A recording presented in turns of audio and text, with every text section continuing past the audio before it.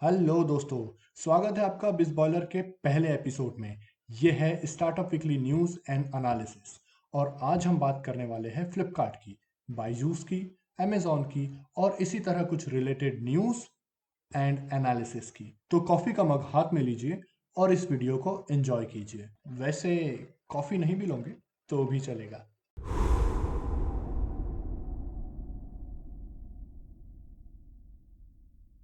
तो चलिए अब बात करते हैं बायजूस के बारे में। बायजूस ने आकाश एजुकेशनल सर्विसेज लिमिटेड को बाय कर लिया है। हाँ हाँ, वही कोचिंग सेंटर वाला आकाश। वो भी पूरे 940 मिलियन डॉलर में। और परचेज कंसिडरेशन कुछ कैश है, कुछ स्टॉक है।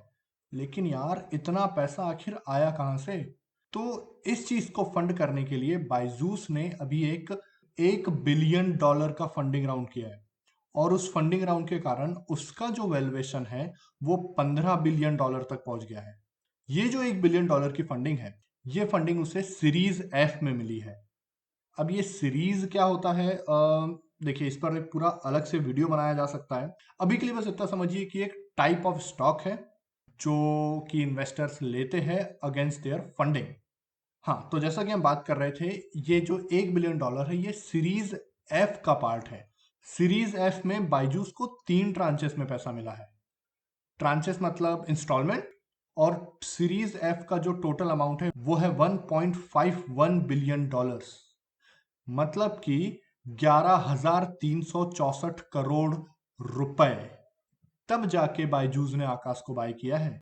और इसी के साथ बायजूस ने एडटेक सेक्टर में अपने आप को बहुत ज्यादा मजबूत कर लिया है। अब हिला के दिखाओ इसको। अब एडटेक की बात हो ही रही है, तो हम बात कर लेते हैं एक और ऐसे ही स्टार्टअप की जिसे अभी अभी लॉन्च किया है हमारे हीरो ने। नहीं नहीं, ये वाला नहीं, ये वाले हीरो ने, जिसका नाम है हीरो वायर्ड। हीरो वायर्ड एक ऐसा स्टार्टअप है जो अपस्किलिंग में अपने कोर्सेज देता है। ये आपको KG1 और KG2 नहीं पढ़ाने वाला है। ये आपको देने वाला है ऐसे कोर्सेज जिससे आपकी स्किल्स अपग्रेड होती है। अभी तक इन्होंने 6 कोर्सेज लॉन्च कर दिए हैं जिन्हें ये प्रोग्राम बोलते हैं। जैसे कि data science, machine learning and AI, professional full stack development, financial technology, game design, ETC।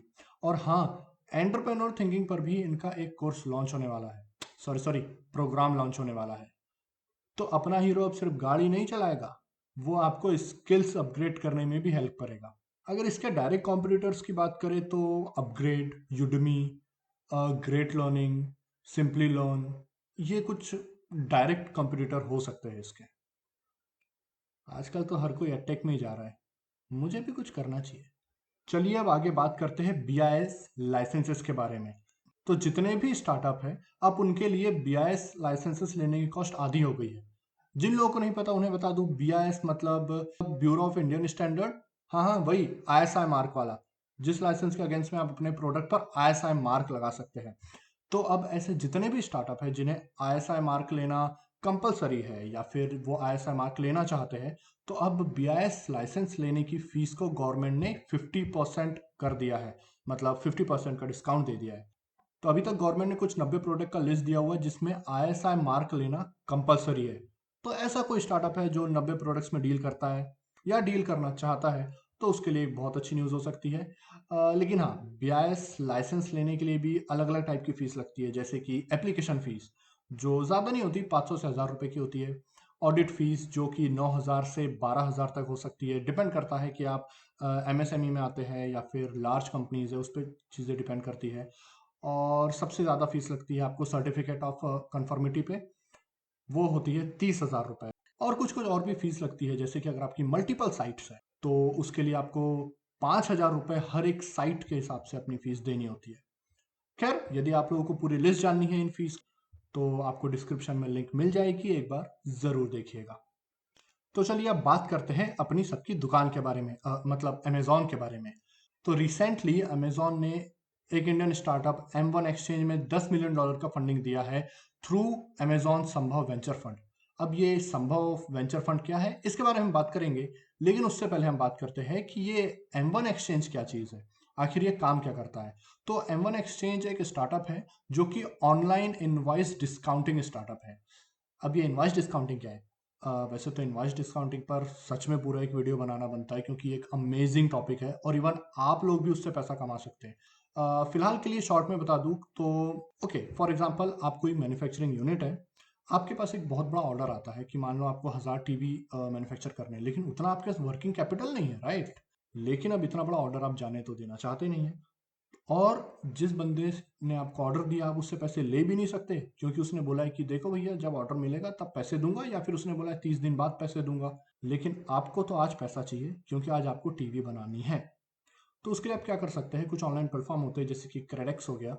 तो इन ऑनलाइन प्लेटफॉर्म पर जाके आप खुद को रजिस्टर कर सकते हैं और आप अपने इनवाइस को डिस्काउंट कर सकते हैं। इसका क्या मतलब है, जो भी इनवाइस क्रिएट होगा आपका, ठीक है, आप उसे वहाँ क्रेडेक्स के प्लेटफॉर्म पर अपलोड करिए, और आप जैसे लोग, आप जैसे इन द सेंस कुछ इंडिविजुअल्स हो सकते हैं, कुछ कंपनीज हो सकती है, ये लोग आपको पैसा देंगे आपके इनवॉइस के अगेंस्ट में। मान लीजिए 10,000 रुपए का इनवॉइस है, ठीक है, तो आपको पूरे 10,000 नहीं मिलने वाले हैं, आपको कुछ कम मिलेगा। अब कितना कम मिलेगा ये डिपेंड करता है बहुत सारे फैक्टर्स पे, कि आपका टाइम कितना है, आपका जो बायर है वो कितना ट्रस्ट वर्दी है, वो कितना क्रेडिबल है। तो उस चीज़ से आपके डिस्काउंट रेट चेंज हो जाएंगे। तो एक इंडिविजुअल भी इसमें पैसा इन्वेस्ट कर सकता है, तो इसमें 10-12% रिटर्न आप आराम से कमा सकते हैं yearly. So it's a good way, it's a good instrument. तो हाँ, M1 एक्सचेंज एक वैसा ही प्लेटफॉर्म है। और अगर मैं बात करूँ आपसे अमेजॉन संभव वेंचर फंड की, तो अमेजॉन संभव वेंचर फंड एक 250 मिलियन का फंड होने वाला है, जो कि इंडियन स्टार्टअप्स, वो भी ऐसे इंडियन स्टार्टअप्स जो कि small and medium size businesses में डिजिटाइजेशन में फोकस रखते हैं, उन्हें वो सपोर्ट करने वाला है। तो चलिए अब बात करते हैं फ्लिपकार्ट के बारे में। हाँ हाँ, अपनी इंडियन दुकान, जो कि अब इंडियन नहीं रही। खैर, हाँ, तो वॉलमार्ट ओन फ्लिपकार्ट ने अब क्लियर ट्रिप को बाय कर लिया है।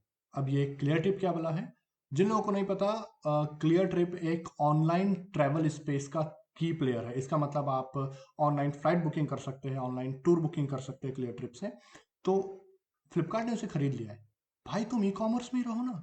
नहीं नहीं नहीं, इसके पीछे का रीजन ये है कि अगर आप लोगों ने ध्यान दिया होगा तो फ्लिपकार्ट अपने प्लेटफॉर्म पर भी ट्रैवल टिकट्स और ये सारी चीजें बेचने की कोशिश करता है। मुझे पता नहीं कौन खरीदता है, लेकिन फ्लिपकार्ट को अमेजोन से ऑनलाइन ट्रैवल स्पेस में भी compete करना है। और मेक माई ट्रिप और क्लियर ट्रिप, ये कुछ ऐसे की प्लेयर्स हैं ऑनलाइन ट्रैवल स्पेस में।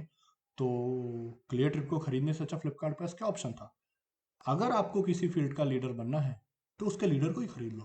खैर, फ्लिपकार्ट के पास अब एक की प्लेयर है, तो देखने लायक बात यह होगी कि फ्लिपकार्ट इस एक्विजिशन को डाइजेस्ट कर भी पाता है या नहीं। वैसे क्लियर ट्रिप अभी एक इंडिपेंडेंट ब्रांड के रूप में ही ऑपरेट करेगा, फ्लिपकार्ट में वो मर्ज नहीं होने वाला है। इस डील के जो फाइनेंसेस हैं और टर्म्स एंड कंडीशंस है वो भी डिस्क्लोज नहीं हुई हैं, लेकिन खबर ऐसी है कि फ्लिपकार्ट ने क्लियर ट्रिप को 100% बाय कर लिया है, और इसका जो डील साइज है वो कुछ $40 मिलियन के आसपास होने वाला है। मतलब लगभग 300 करोड़ रुपए। जैसे ये कंफर्म होगा आप तक खबर पहुंच जाएगी। तो आज के लिए बस इतना ही। उम्मीद करता हूं कि स्टार्टअप वर्ल्ड से आप कुछ अपडेटेड हो गए होंगे। अगर आपको ये वीडियो पसंद आया हो तो इसे लाइक जरूर कीजिएगा, और आपके पास कोई और फैक्ट है इस वीडियो से रिलेटेड, या मुझसे कोई डिटेल मिस हो गई हो, तो हमें कमेंट सेक्शन में जरूर बताएं। और हम स्टार्टअप वर्ल्ड से जुड़े और भी न्यूज़ एंड एनालिसिस हर हफ्ते आपके लिए लाने वाले हैं। तो चैनल को सब्सक्राइब कीजिए और बेल आइकन को दबाना ना भूलें।